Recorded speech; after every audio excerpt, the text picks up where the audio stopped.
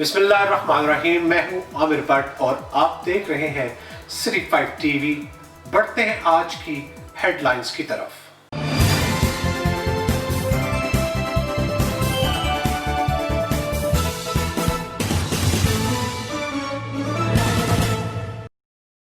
खबर शामिल करेंगे वजीराबाद के नवाही इलाका रसूल नगर शहर से।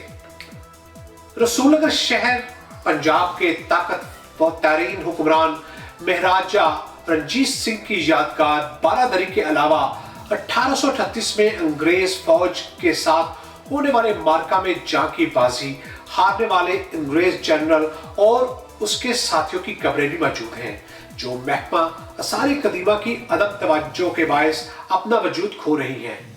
वजीराबाद से हमारे नुमाइंदे साजिद भट्ट की रिपोर्ट के मुताबिक वजीराबाद से 35 किलोमीटर के फासले पर दरिया चनाब के किनारे आबाद कदीम शहर रसूल नगर में महाराजा रणजीत सिंह की तरीही बारादरी ज़बो-हाल का शिकार है।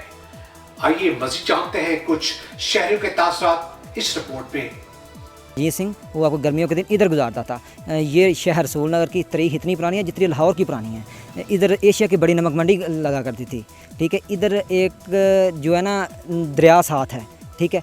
इधर से एशिया की बड़ी नमक मंडी कश्तियों के जरिए जाती थी, लेकिन आज सारे कदीमा का इधर देखें लग रहा है कि राजा रणजीत सिंह इधर उसने दिन गुजारे हों।